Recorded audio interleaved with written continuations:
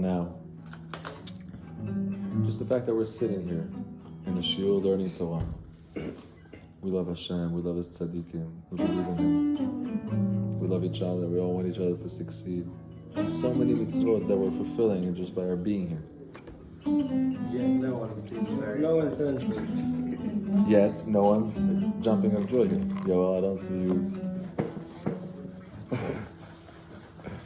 But imagine if you told your mind, if you right now your mind told you in the state of like, wow, I'm actually doing something super, super meaningful, super real in my development and my becoming. By sitting and opening myself to Torah and wanting Hashem and choosing light.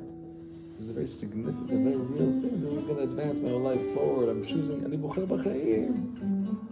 Gewalt!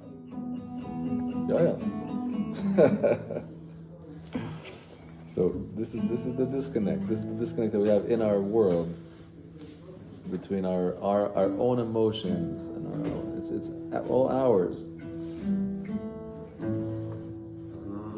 Everything we learn in the world exists in a person. Same way we learn in the world about all these horrible nations that want to stop the Jewish nation from spreading the goodness and the light and the shefa and the bracha.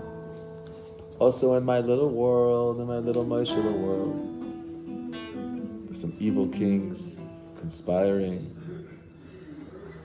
Stop spreading the wisdom of the mind. Don't allow it into the behavior, into the body.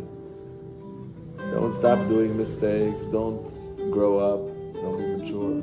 Don't allow that wisdom to flow. No. Stop it. When Nachman teaches us, this is called Sara Oifim, Sara Mashkim, Sara Tabachim. The ministers of the Torah teaches us of Paro. Paro, this was the state of Am Yisrael in Mitzrayim. Paro, Pera. It was the Oref, Ha'oref. Paro is the same as Ha'oref. Oref is the back. It is the same place as Amalek. Label, what's Malika? Label, no. Oh, today I'll tell your father you learned about Malika. Your father will be so happy. Oh, you're the I'll be happy to bring it by you one. You're going to learn it? I think yeah, we have one in the tonight. I dorm. need to borrow one. We have one in the dorm? I think so. You do? Chavos Olav is amazing. It's like translate to English. Does it have also the Hebrew with it? Who are you learning with? Getting ideas? I already had ideas.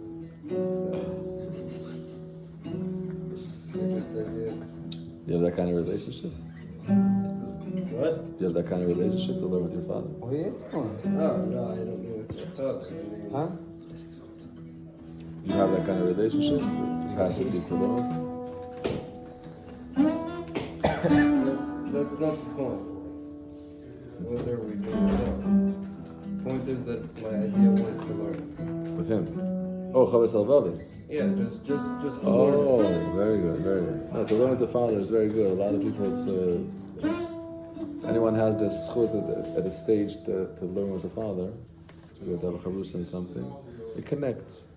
Life is dividing, like people. Look at the Jewish family. They have 9 kids, 7 kids, 10 kids, all over the world, Chofetz Chaim spoke about this. So learn with your father. Elchanan Wasserman writes about this one. It's a dynamic. It's like a whole. It's not just them learning. It's like the two dynamics, a father and son, all they went through. Like it's so much more than I feel like just learning. It gives the whole relationship eternal binding. Yeah, but it gives it a substance because men, like, you could see 10 men sitting in a wedding around the table, and if Moshe's not there, no one has anything to say to each other. Everyone's sitting there all serious. Women talk to each other, and men, like, you need something. Even guys, like fathers, sons, they could not always as like talkers, The women have the koyach of the sicha. Men need what to talk about. You can't just talk about. I'm saying, if you talk about shtuyot, and it's like what are you going to talk about that's kosher? It's like not, it has to be something to discuss, something to develop.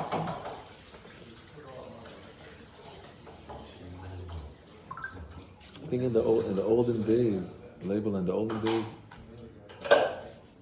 kids would learn, the real tzaddikim would learn the whole Torah from their father, that their father would be mamash the Rebbe.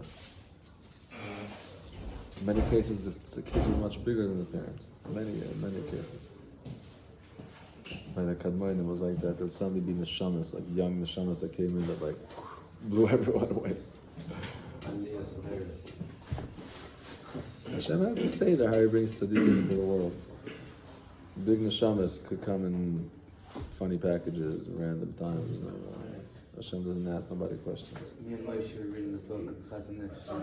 Chazon Ish. Then he learned from his father, and then at some point he went to Malamed, and then he outgrew the Malamed entire and went back to his father. That's so amazing. That's a nice story. It's a very good book. What age was he? Young. Well, that's fine. He used to go under his blanket and learn, and his mother didn't know.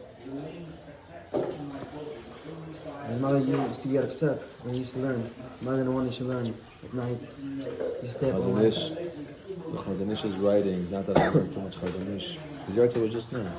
Yeah, that's how we opened it up. His writings are very poetic. Very poetic. Yeah, he has a sefer called the Amunah B'Bitachon, where he describes like the riddle of this world, the riddle of life, and beautiful, beautiful. Amunah B'Bitachon. Okay, so we're back to our topic. What's our topic? Simcha Shel Mitzvah. What are we saying about it? Yoel, tell us something we don't know about it. Simcha Shel Mitzvah. When you hear these words, what does it mean to you? In the beginning, as great as your understanding is, that's a great emotion. But for you, happiness with mitzvah, this infusion of these two concepts together, what happens? Nothing. I don't know if I've ever experienced that. What? I don't think I've ever experienced it. You could experience right now. Do you believe in one creator? Okay, do you know the difference between a person that believes in one creator and a person that doesn't? It's as far as like living in light and dark. One is living in the truth because there really is one creator. Whether you could prove it or not, or what it is, that's the emunah, but that's the emunah of the truth. Now you could allow yourself, tell yourself, I give myself permission to rejoice, to be happy with this truth. What should I be happy with? If I win some kind of lottery, if I win some kind of Ferrari, if I win some kind of this, that should make me happy. It's nice, it's fun, it's exciting, but really, really, really, in my level of being, that doesn't advance me. Many of these people that win the lottery and win great fortunes eventually they end up in suicide or end up in horrible losses and horrible disproportional winnings is not always a gain. The person has to know how to handle these big shifts. So why is a minuscule part of society like that? Why so many of us don't experience it? Well, now we're in Galut. Now we're in Galut very much, and this concept of joy of mitzvah in Galut is not. Who's talking about joy in Galut? Talking about survival. We're talking about years. We're talking about pogroms and running away from the Cossacks and the Nazis and the this and the that all over the world. There was right, but the light of Chassidut, the light of the Baal Shem Tov, which is the really the light of the Ari Kadosh, and all these tzaddikim, which is all one light, the light of the Geula, is here to remind us and to wake us up and tell us, my friends, wake up. There's something very important you should put in front of your lens, in front of your focus. It's called Simcha Shel Mitzvah. Simcha Shel Mitzvah. What is it? Learn about it, talk about it, make about it. Don't just really in your mind. Allow your simcha levels, your emotional levels, your real levels. It's amazing. The ultimate expression of simcha is dancing. Person's dancing. Wow, person's dancing. Gavadi is happy. Dancing, picking up my feet.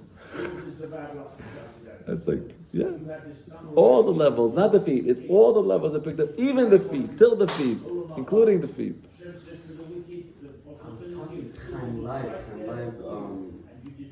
Menach, And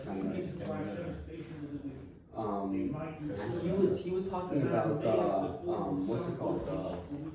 Supposedly those dancing is doing